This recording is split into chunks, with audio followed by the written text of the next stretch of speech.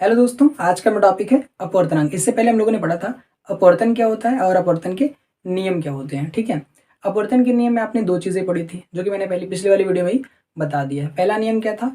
आपतित किरण, अपवर्तित किरण और आपतन बिंदु पर खींचा गया अभिलंब, तीनों क्या होते हैं? एक ही तल में होते हैं। फिर से, आपतित किरण, अपवर्तित किरण और आपतन बिंदु पर खींचा गया अभिलंब, तीनों क्या होते हैं? एक ही तल में होते हैं। और दूसरा कौन सा नियम था? Sine i upon sine r की वैल्यू क्या रहती है? Sine i upon sine r का जो रेशियो होता है वो क्या रहता है? कांस्टेंट रहता है। ठीक है, यानी आपतन कोण की ज्या और अपवर्तन कोण की ज्या का अनुपात क्या रहता है? कांस्टेंट रहता है। ठीक, क्या हमेशा कांस्टेंट रहता है? तो नहीं। ठीक है, कब कांस्टेंट रहेगा? जब आप जो लाइट ले रहे हैं, जो प्रकाश की किरण ले रहे हैं, वो क्या होना चाहिए? उसका कलर क्या होना चाहिए? सेम रहना चाहिए। ठीक, अगर एक वर्णीय प्रकाश की किरण की बात करेंगे, ठीक, और जो पेयर ऑफ मीडियम होगा, यानी जो जिस मीडियम से एक मीडियम से दूसरे मीडियम लाइट जा रही होगी ना, तो एक मीडियम से जब दूसरे मीडियम लाइट जा रही है तो उस मीडियम को, उन दोनों मीडियम को चेंज नहीं करना है। ठीक है, तो अगर आप ये दो बातें फॉलो करते हैं, ठीक, इन दो बातों का अनुसरण करते हैं, तो क्या होगा? आपको हमेशा साइन आई और साइन आर का रेशियो एक कांस्टेंट ही मिलेगा। अब यहीं पे कहीं ना कहीं किसका जन्म होगा? अपवर्तनांक का। कि क्या होता है? अपवर्तनांक। तो यहीं से पढ़ेंगे अपन कि sine i upon sine r का जो रेशियो था, ठीक, वो कांस्टेंट था, और वो जो कांस्टेंट वैल्यू थी, उसी कांस्टेंट वैल्यू को हम क्या कहते हैं? अपवर्तनांक कहते हैं। ठीक है, तो डेफिनेशन लिखा हुआ है सिंपल तरीके से कि आपतन कोण की ज्या तथा अपवर्तन कोण की ज्या का अनुपात एक नियतांक होता है, जिसे हम क्या कहते हैं? अपवर्तनांक कहते हैं, जिसे हम अपवर्तनांक कहते हैं। देखो भाई, पहले से ही टाइम बचाने के लिए मैंने ये सारी चीजें नोट कर लिया है। ठीक है, और ताकि आपका टाइम जो है ज़्यादा खराब ना हो। ठीक है, और मेरा भी टाइम खराब नहीं, तो वीडियो ज़्यादा लेंदी ना हो। ठीक है, इसके लिए देखिए, sine i upon sine r का जो रेशियो है वो एक कांस्टेंट होता है, ये हमने पिछली वीडियो में पढ़ा था। और इसी कांस्टेंट वैल्यू को, इसी नियतांक को ही हम क्या कहते हैं? अपवर्तनांक कहते हैं। पर कुछ समझ में नहीं आता है इस वाली चीज़ से हम लोगों को। ठीक है, तो हम अपवर्तनांक को किसी और तरीके से समझेंगे, और वो तरीका क्या होगा? वो तरीका ये होगा, ठीक, जिसको मैं बोलूँगा फील। ठीक, कि हम इसकी फील कैसे दे सकते हैं या कैसे समझ सकते हैं। तो अपवर्तनांक क्या होता है? तो किसी भी मीडियम का अपवर्तनांक। अच्छा, अपवर्तनांक होता किसका है? तो अपवर्तनांक होता है किसी मीडियम का। ठीक, तो क्या करेगा ये अपवर्तनांक? तो अपवर्तनांक किसी भी मीडियम के ऑप्टिकल डेंसिटी को बताता है, प्रकाशिक घनत्व को बताता है। ठीक है, कोई सा मीडियम कितना घना है, ये कौन बताएगा? तो ये बताएगा अपवर्तनांक, रिफ्रैक्टिव इंडेक्स जिसको इंग्लिश में बोलते हैं। ठीक है, तो रिफ्रैक्टिव इंडेक्स बताता है हम लोगों को optical density of any medium, किसी भी मीडियम का, किसी भी माध्यम का प्रकाशिक घनत्व बताता है कौन? अपवर्तनांक। तो अब शायद क्लियर हुआ होगा कैसे बताता है। किसी भी माध्यम का प्रकाशिक घनत्व कितना होगा या कितना ज़्यादा होगा, वो किस पर डिपेंड करेगा? उसके रिफ्रैक्टिव इंडेक्स की वैल्यू पर। ठीक, रिफ्रैक्टिव इंडेक्स की वैल्यू जितना ज़्यादा होगी, रिफ्रैक्टिव इंडेक्स की वैल्यू जितना ज़्यादा होगी, प्रकाशिक घनत्व का मान क्या होगा? उतना ही ज़्यादा होगा। उस माध्यम का जो प्रकाशिक घनत्व है उसकी वैल्यू क्या होगी? उतना ही ज़्यादा रहेगी। ठीक है, अब इसके छोटे छोटे जो टर्म्स हैं उसको मैंने पहले ही नोट कर लिया है। क्या चीज़? कि जो अपवर्तनांक है, उस अपवर्तनांक को हम रिप्रेजेंट करते हैं या तो स्मॉल एन से, जो कि एनसीईआरटी में स्मॉल एन से रिप्रेजेंट किया हुआ है, और हम कई सारी बुक्स में देखेंगे कि ये जो अपवर्तनांक है इसको हम म्यू से भी रिप्रेजेंट कर रहे होते हैं। ठीक, म्यू से भी व्यक्त करते हैं। ठीक, आइए, तो अपवर्तनांक का कोई मात्रक नहीं होता है। देखो, अपवर्तनांक क्या है भाई? Sine i divide by sine r. Sine i और साइन आर। ठीक, अगर इसका कुछ यूनिट होता, अगर कुछ इसका यूनिट होता और इसका कुछ यूनिट होता, ठीक, तो एक दूसरे को काट देता। पहली बात तो इसका कोई यूनिट ही नहीं होता है।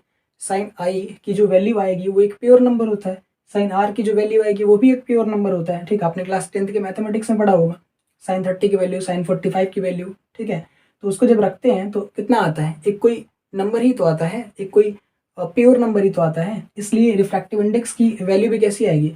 एक शुद्ध संख्या आएगी, एक प्योर नंबर आएगा। ठीक है, तो जो रिफ्रैक्टिव इंडेक्स होगा उसका कोई यूनिट नहीं होगा। ठीक, ये इसका कोई यूनिट नहीं होता। आगे आप चल के क्लास 11 के अंदर पढ़ेंगे कि इसका कोई डायमेंशन भी नहीं होता। एक फिजिकल क्वांटिटी है, ठीक, जिसका आपके पास यूनिट भी नहीं है और साथ में क्या चीज़?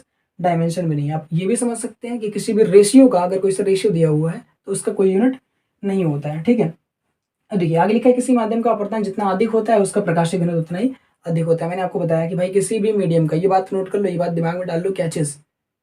कि किसी भी मीडियम का प्रकाशिक घनत्व उतना ही ज़्यादा होगा जितना उसका रिफ्रैक्टिव इंडेक्स होगा। उल्टा भी समझ सकते हैं, ठीक, कि रिफ्रैक्टिव इंडेक्स उतना ही ज़्यादा होगा जितना मीडियम का ऑप्टिकल डेंसिटी होगा। ठीक, किसी माध्यम की प्रकाशिक घनत्व जितना ज़्यादा होगी उसका रिफ्रैक्टिव इंडेक्स उतना ही ज़्यादा होगा, उल्टा भी कह सकते हैं। ठीक, आगे अब जो रिफ्रैक्टिव इंडेक्स है किसी मीडियम का, तो हम निर्वात और हवा की बात करते हैं। ठीक, वैक्यूम और एयर की बात करते हैं। वैक्यूम और एयर का जो रिफ्रैक्टिव इंडेक्स बनाया गया है, ठीक, जो माना गया है वो कितना माना गया है? 1। ठीक, तो जो रिफ्रैक्टिव इंडेक्स है किसका? वैक्यूम का, वो कितना होता है? 1 होता है। ठीक है, आइए और डिटेल में समझते हैं रिफ्रैक्टिव इंडेक्स के बारे में। देखिए, अपने पास ये माध्यम नंबर 1 और ये माध्यम नंबर 2 है। ठीक, हम क्या करेंगे, माध्यम नंबर 1 से एक टॉर्च जलाएंगे, माध्यम नंबर 1 से एक टॉर्च जलाएंगे जिससे प्रकाश की किरण निकलेगी और निकल करके जाएगी किसमें? माध्यम नंबर 2 में। ठीक, तो हमने दो तरीके से टॉर्च को जलाया हुआ है। एक में हमने इस तरीके से टॉर्च को जलाया है कि जो प्रकाश की किरण निकले तो वो क्या करे, इस वाले अपवर्तक सतह के लंबवत जाके टकराए, और यहाँ पे जो हमने टॉर्च को जलाया वो इस तरीके से जलाया है कि वो 90 डिग्री के अलावा किसी भी एंगल पे जाकर के स्ट्राइक कर जाए, और मान लिया उस एंगल को कितना एंगल आई है। ठीक है, अब देखिए, जब हम प्रकाश की किरण को इस तरीके से भेजेंगे किस पर? अपवर्तक सतह के ऊपर। ठीक, अपवर्तक सतह के ऊपर स्ट्राइक कराएंगे तो क्या होगा, वो अपने पाथ से डेविएट हुए बिना, अपने रास्ते को छोड़े बिना क्या करेगा? निकल जाएगा सीधे सीधे। ठीक, फिर भी आपको एक चीज़ यहाँ पे देखने को मिलेगा, क्या चीज़? कि यहाँ पे अगर वेलोसिटी v1 थी, लाइट के चलने की अगर वेलोसिटी यहाँ पे v1 थी, तो यहाँ पे कितना हो जाएगा? v2 हो जाएगा। मतलब यहाँ पे कुछ चेंज हो जाएगी वेलोसिटी। ठीक है, और इस फिनोमेना को हम क्या बोलते थे? प्रकाश का अपवर्तन। अच्छा, अगर इस वाले केस की बात करें तो हमने यहाँ पे 90 डिग्री नहीं लिया हुआ है, कोई पर्टिकुलर एंगल नहीं लिया हुआ, मतलब यहाँ पे कोई सा भी एंगल ले लिया है। ठीक, रैंडमली कोई सा एंगल पिक कर लिया है। तो यहाँ पे क्या होगा, जब प्रकाश की किरण आएगी, स्ट्राइक करेगी, तो क्या होगा, जाना उसको इस वाले पाथ से चाहिए, इस वाले पाथ से आ रहा था तो उसी पाथ को फॉलो करते हुए जाना चाहिए, पर क्या करेगा वो, या तो ये इस तरफ मुड़ जाएगा या तो ये इस तरफ मुड़ जाएगा। ठीक है, नॉर्मल की ओर या तो नॉर्मल से दूर। ठीक, तो अब यहाँ पे क्या हुआ है, नॉर्मल की ओर मुड़ा हुआ है। क्यों? क्योंकि मैंने यहाँ पे ये विरल माध्यम और ये कौन सा? सघन माध्यम लिया हुआ है। ये जो डॉट डॉट डॉट लाइन है ये क्या कर रही है? सघन माध्यम को रिप्रेजेंट कर रही है। ठीक है, ये जो डॉट डॉट लाइन है सघन माध्यम को रिप्रेजेंट कर रहा है, और यहाँ पे कोई सी डॉटेड लाइन नहीं है, इसलिए ये कौन सा? विरल माध्यम है। ठीक, अब देखिए, यहाँ पे हम लोगों को स्नेल सर ने क्या बताया था? स्नेल सर ने बोला था कि साइन आई, ठीक, साइन आई डिवाइड बाई क्या चीज? Sine r. यानी साइन आई और साइन आर का जो रेशियो होता है वो क्या होता है? कांस्टेंट होता है। वो कांस्टेंट होता है, एक नियतांक होता है। और इसी कांस्टेंट को हम क्या बोलते थे? इसी कांस्टेंट को हम बोलते थे रिफ्रैक्टिव इंडेक्स। इसी कांस्टेंट को हम बोलते थे रिफ्रैक्टिव इंडेक्स। इसको रिप्रेजेंट कैसे करते थे? एन से। अब देखिए, किसी भी मीडियम का जो रिफ्रैक्टिव इंडेक्स होता है, वो हमें क्या बताता है? उस मीडियम का ऑप्टिकल डेंसिटी क्या है, उस मीडियम की ऑप्टिकल डेंसिटी कैसी है। ठीक है, देखिए, अगर रिफ्रैक्टिव इंडेक्स क्या होता है, अगर किसी मीडियम का रिफ्रैक्टिव इंडेक्स क्या है, अगर किसी मीडियम का रिफ्रैक्टिव इंडेक्स ज़्यादा है तो उस मीडियम का क्या ज़्यादा होगा? ऑप्टिकल डेंसिटी क्या होगा? ज़्यादा। अगर किसी मीडियम का रिफ्रैक्टिव इंडेक्स ज़्यादा तो उसकी ऑप्टिकल डेंसिटी क्या होगी? ज़्यादा, यानी प्रकाशिक घनत्व क्या होगा? ज़्यादा। अब बताइए, अगर मीडियम घना होगा तब हम ज़्यादा तेज चल पाएंगे, कि मीडियम अगर विरल होगा तब हम ज़्यादा तेज चल पाएंगे? तो मुझे लगता है कि जब मीडियम कैसा रहेगा, विरल रहेगा, तो हम ज़्यादा तेज भाग पाएंगे, और जब मीडियम कैसा रहेगा, जब मीडियम घना रहेगा तो उसमें ज़्यादा तेज़ी से भाग नहीं पाएंगे। ठीक है, तो अगर किसी मीडियम का रिफ्रैक्टिव इंडेक्स ज़्यादा तो उसकी ऑप्टिकल डेंसिटी क्या हो जाएगी? ज़्यादा हो जाएगी। अच्छा, किसी मीडियम की ऑप्टिकल डेंसिटी ज़्यादा तो वेलोसिटी अपने आप क्या हो जाएगा? कम हो जाएगा। ध्यान से देखिए, तो ये वाला विरल माध्यम है और ये वाला कौन सा है? सघन माध्यम है। तो इसमें वेलोसिटी क्या होगी? ज़्यादा, और इसमें वेलोसिटी क्या हो जाएगी? कम हो जाएगी, वेलोसिटी डिक्रीज कर जाएगी। ठीक, यानी यहाँ पे क्या होगा? v1 जो है वो ग्रेटर देन होगा किसके? v2 के। v1 की वैल्यू बड़ी होगी किससे? v2 से। ठीक है, तो कहने का मतलब ये है कि जो रिफ्रैक्टिव इंडेक्स का रिलेशन है ऑप्टिकल डेंसिटी के साथ, कि रिफ्रैक्टिव इंडेक्स अगर हम ज़्यादा करते हैं, किसी मीडियम का अगर रिफ्रैक्टिव इंडेक्स ज़्यादा होता है तो उसकी ऑप्टिकल डेंसिटी भी क्या होती है? ज़्यादा होती है। ठीक, अगर ऑप्टिकल डेंसिटी ज़्यादा हो गई तो वेलोसिटी पे क्या फ़र्क पड़ेगा? ठीक, उस मीडियम में वेलोसिटी पे क्या इफेक्ट पड़ेगा? उसकी वेलोसिटी क्या कर जाएगी? डिक्रीज कर जाएगी। ठीक है, अगर रिफ्रैक्टिव इंडेक्स ज़्यादा तो ऑप्टिकल डेंसिटी भी क्या होगा? ज़्यादा, और वेलोसिटी क्या हो जाएगी? v क्या हो जाएगा? यहाँ पे कम हो जाएगा। ठीक है, यानी जो n का रिलेशन है किसके साथ? ऑप्टिकल डेंसिटी के साथ, वो कैसा है? कुछ इस टाइप का है। ठीक, जो रिफ्रैक्टिव इंडेक्स का रिलेशन है किसके साथ? ऑप्टिकल डेंसिटी के साथ, कुछ इस तरीके का है। अच्छा, ऑप्टिकल डेंसिटी बढ़ाते हैं तो क्या होता है? वेलोसिटी डिक्रीज कर जाता है। अगर किसी मीडियम का ऑप्टिकल डेंसिटी ज़्यादा है तो वेलोसिटी अपने आप क्या हो जाएगा? कम हो जाएगा, क्योंकि इसमें लाइट धीरे धीरे चलेगी। ठीक है, तो देखिए, यानी रिफ्रैक्टिव इंडेक्स का वेलोसिटी के साथ कैसा रिलेशन होगा? तो ये कैसा रिलेशन होगा? इनवर्सली प्रोपोर्शनल होगा। ठीक है, जो रिफ्रैक्टिव इंडेक्स है जो रिफ्रैक्टिव इंडेक्स है वेलोसिटी के कैसा होगा, इन्वर्सली प्रोपोर्शनल होगा, ठीक है, यानी इसके व्युत्क्रम क्रमानुपाती होगा। यानी अगर वेलोसिटी की वैल्यू ज़्यादा होगी, किसी मीडियम में अगर वेलोसिटी की वैल्यू क्या है ज़्यादा, तो उसका रिफ्रैक्टिव इंडेक्स क्या होगा, रिफ्रैक्टिव इंडेक्स कम होगा, ठीक है। यानी रिफ्रैक्टिव इंडेक्स अगर उल्टा, अगर रिफ्रैक्टिव इंडेक्स ज़्यादा हो गया तो वेलोसिटी क्या हो जाएगा, कम, ठीक है। अब इस वाले रिलेशन को क्या करेंगे आप ध्यान में रखेंगे, इस वाले रिलेशन को हम आगे यूज़ करेंगे। अच्छा, अब बात और आती है कि रिफ्रैक्टिव इंडेक्स किसका होता है, रिफ्रैक्टिव इंडेक्स किसका होता है, तो रिफ्रैक्टिव इंडेक्स होता है मीडियम का, रिफ्रैक्टिव इंडेक्स होता है मीडियम का। पर क्वेश्चन आएगा किस मीडियम का रिफ्रैक्टिव इंडेक्स होता है, कौन से मीडियम का रिफ्रैक्टिव इंडेक्स है। जैसे ये वाला केस मैंने इसीलिए लिया हुआ है ताकि मैं आपको समझा पाऊँ कि रिफ्रैक्टिव इंडेक्स होता किसका है।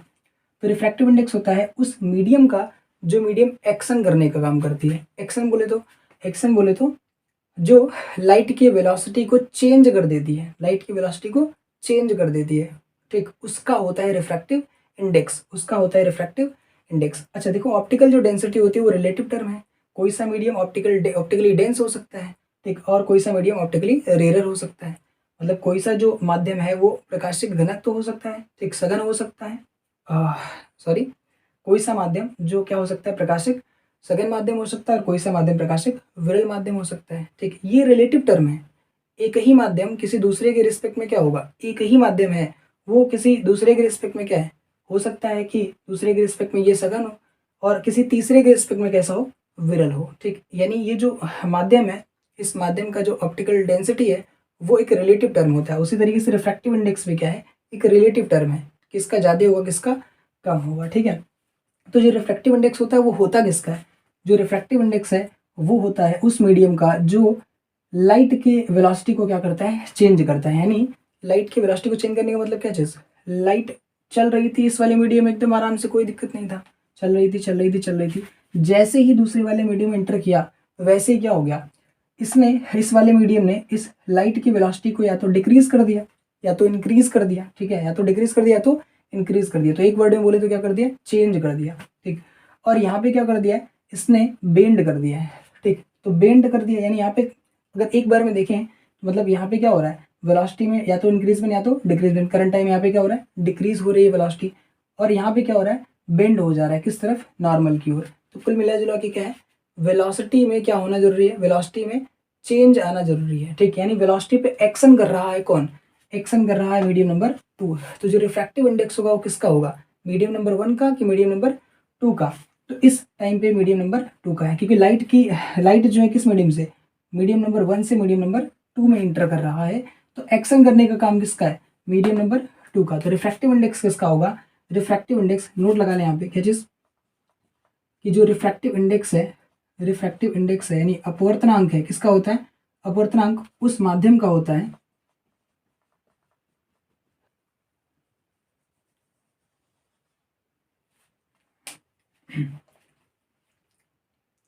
अपवर्तनांक अपवर्तनांक उस माध्यम का होता है जो लाइट के वेलोसिटी पर क्या करती है, एक्शन करती है, ठीक है। अपवर्तनांक उस माध्यम का होगा जो लाइट के वेलोसिटी पर क्या करेगा, एक्शन करने का काम करेगा, या तो इंक्रीज कर देगा या तो डिक्रीज कर देगा, ठीक है। अब देखिए, जो रिफ्रैक्टिव इंडेक्स है वो कैसा टर्म है, रिलेटिव टर्म है। तो अब रिफ्रैक्टिव इंडेक्स कितने टाइप के होते हैं, चलिए बात करते हैं रिफ्रैक्टिव इंडेक्स के टाइप्स के बारे में, ठीक, अपवर्तनांक के प्रकार के बारे में। तो अपवर्तनांक कितने प्रकार का होता है, तो ये 2 प्रकार का होता है। पहला कौन सा, रिलेटिव रिफ्रैक्टिव इंडेक्स, और दूसरा कौन सा, एब्सोल्यूट रिफ्रैक्टिव इंडेक्स। जो रिलेटिव रिफ्रैक्टिव इंडेक्स उसको हम कहते हैं हिंदी में सापेक्ष अपवर्तनांक, और जो एब्सोल्यूट रिफ्रैक्टिव इंडेक्स उसको हम क्या कहते हैं, निरपेक्ष अपवर्तनांक, ठीक है। देखिए, अगर हमने रिलेटिव रिफ्रैक्टिव इंडेक्स को पढ़ लिया तो हम आराम से क्या कर सकते हैं, एब्सोल्यूट रिफ्रैक्टिव इंडेक्स को पढ़ सकते हैं, ठीक है। ये एकदम आराम से क्लियर हो जाएगा। एब्सोल्यूट रिफ्रैक्टिव इंडेक्स किसको पढ़ने के बाद, रिलेटिव रिफ्रैक्टिव इंडेक्स को पढ़ने के बाद। देखिएगा, तो सबसे पहले पिक करते हैं कौन सा, रिलेटिव रिफ्रैक्टिव इंडेक्स को। इसका मैं शॉर्टकट लिख लेता हूँ भाई, आर और आई, ठीक है। रिलेटिव रिफ्रैक्टिव इंडेक्स, देखो इसके नाम में ही छिपा हुआ है इसका मोरल क्या है, ठीक है, इसकी कहानी कैसे चलेगी। तो जो रिलेटिव रिफ्रैक्टिव इंडेक्स है इसके नाम में ये रिलेटिव यानी किसी के सापेक्ष में बताया जाएगा। तो जो रिलेटिव रिफ्रैक्टिव इंडेक्स है, हम क्या करेंगे, इस रिलेटिव रिफ्रैक्टिव इंडेक्स को किस तरीके से बताएंगे, तो ये होगा किसी एक मीडियम का रिफ्रैक्टिव इंडेक्स किसी दूसरे मीडियम के रिस्पेक्ट में, ठीक है। किसी भी एक मीडियम का रिफ्रैक्टिव इंडेक्स किसी दूसरे मीडियम के रिस्पेक्ट में, उसी को हम क्या कहते हैं, रिलेटिव रिफ्रैक्टिव इंडेक्स बोलते हैं, सापेक्ष अपवर्तनांक बोलते हैं। किसी एक माध्यम का अपवर्तनांक किसी दूसरे माध्यम के सापेक्ष ही क्या कहलाता है, वही क्या कहलाता है, सापेक्ष अपवर्तनांक कहलाता है या रिलेटिव रिफ्रैक्टिव इंडेक्स कहलाता है। ठीक, इसका डेफिनेशन स्क्रीन पे आ जाएगा, आप नोट कर सकते हैं। बाकी में इसकी बात करते हैं। रिलेटिव रिफ्रैक्टिव इंडेक्स को हम किस तरीके से मैथमेटिकल तरीके से कैसे लिखेंगे, तो इसको हम देखो सिंबल यूज कर रहे हैं कौन सा, एन। रिफ्रैक्टिव इंडेक्स के लिए हम सिंबल यूज कौन सा करते हैं, एन करते हैं। म्यू भी कर सकते हैं और एन भी कर सकते हैं। हम यहाँ पे कौन सा करेंगे, एन कर लेंगे। ठीक है, एन। तो इसको लिखने का तरीका क्या होगा, रिफ्रैक्टिव इंडेक्स को लिखने का तरीका, रिलेटिव रिफ्रैक्टिव इंडेक्स को लिखने का तरीका क्या होगा, देखिएगा। तो इसको हम लिखते हैं n/1।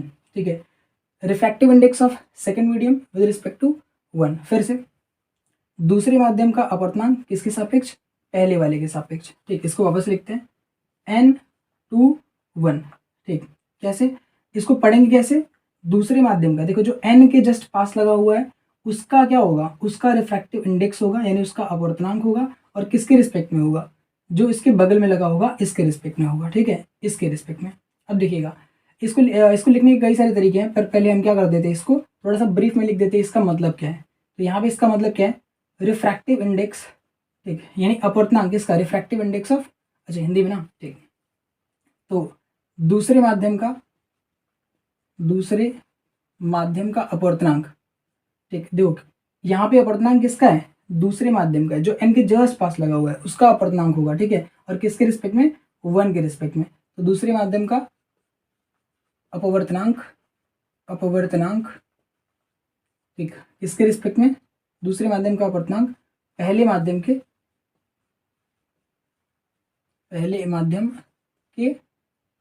सापेक्ष। ठीक, पहले माध्यम के सापेक्ष, ये इसका मतलब है। n/1 का ये मतलब है कि जो यहाँ पे, अगर यहाँ पे 1 होता और यहाँ पे 2 रहता, अगर यहाँ 1 रहता और यहाँ 2 रहता, इसका क्या मतलब होता, पहले माध्यम का अपवर्तनांक किसके संदर्भ में या किसके सापेक्ष, तो दूसरे माध्यम के सापेक्ष हो जाता। फिर से इसी को लिखने का तरीका, अगर ये कहीं n/1/2 लिखा होता तो हम क्या करते, हम यहाँ पे इसको कैसे बताते, तो हम बताते पहले माध्यम का, ठीक, पहले माध्यम का अपवर्तनांक किसके रिस्पेक्ट में, किसके सापेक्ष, तो पहले माध्यम का अपवर्तनांक दूसरे के सापेक्ष, पहले माध्यम का अपवर्तनांक दूसरे के सापेक्ष। ठीक, पहले माध्यम का अपवर्तनांक दूसरे माध्यम के सापेक्ष। ठीक, दूसरे माध्यम के सापेक्ष।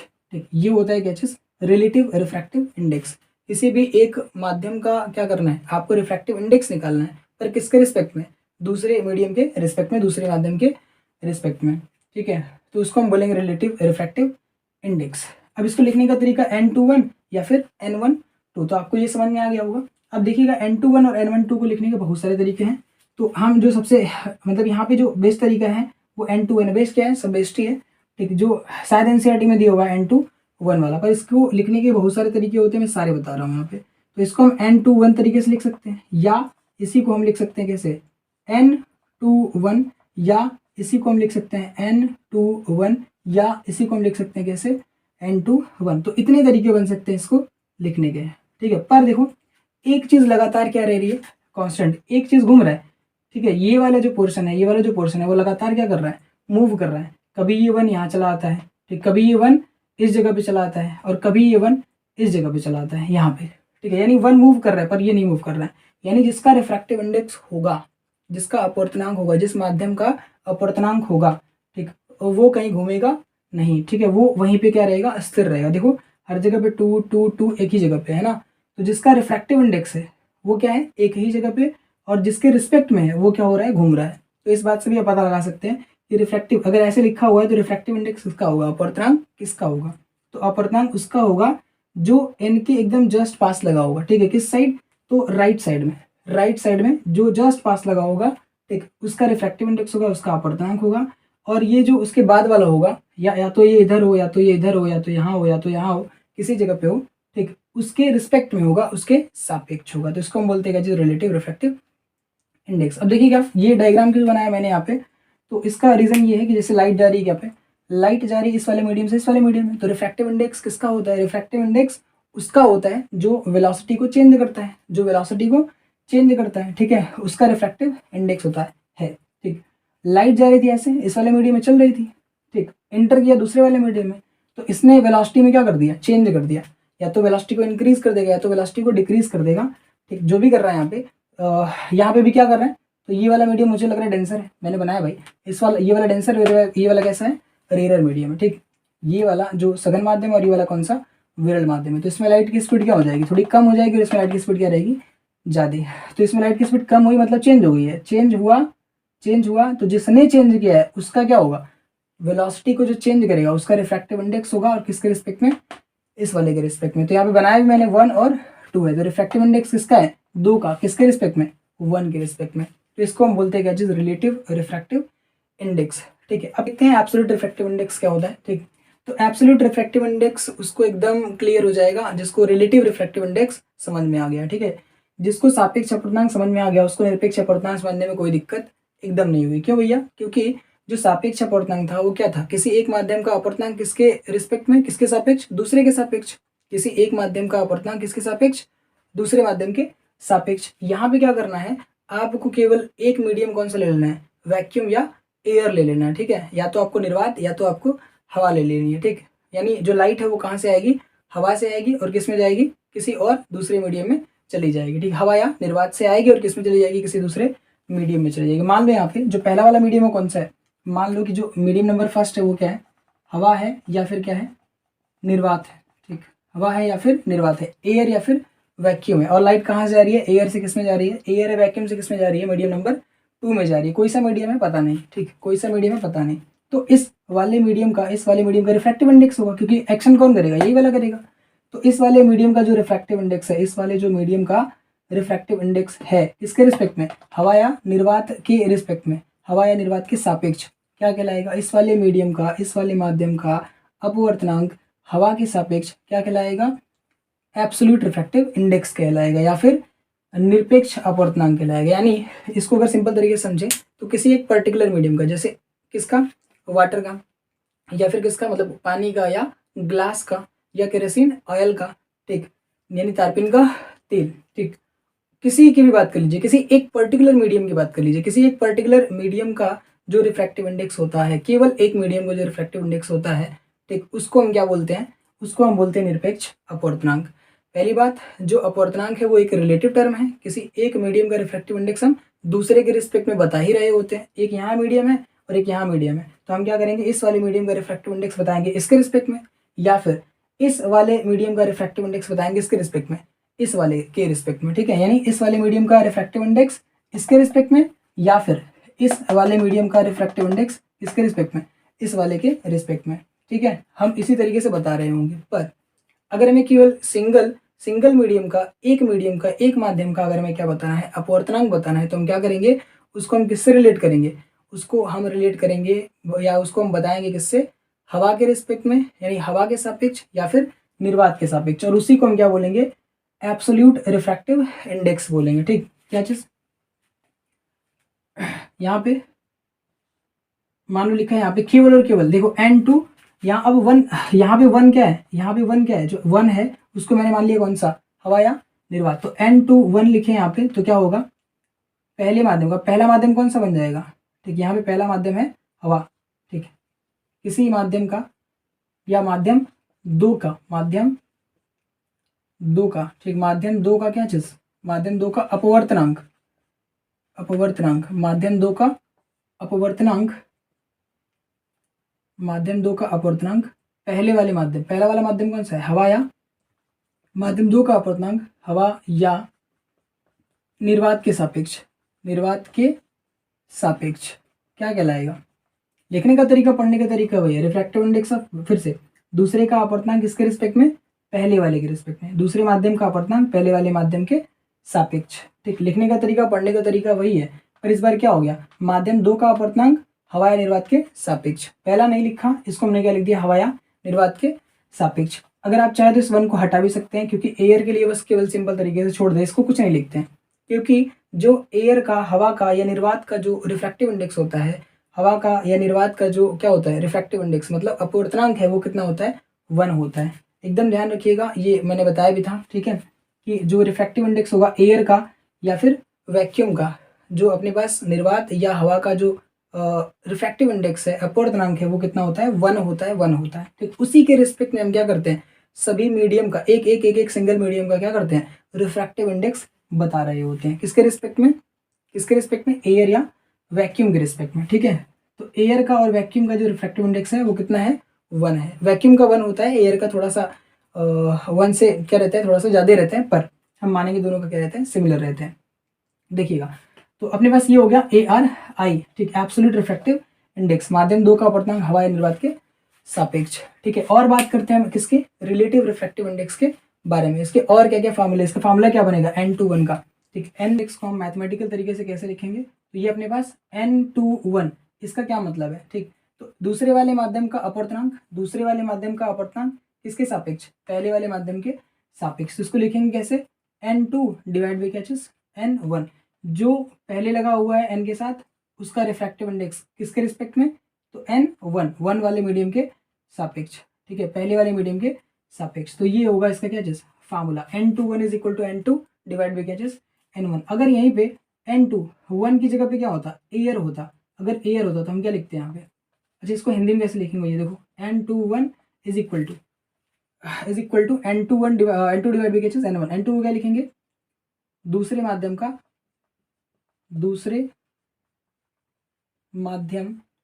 अपवर्तनांक, दूसरे माध्यम का अपवर्तनांक बटा क्या चीज?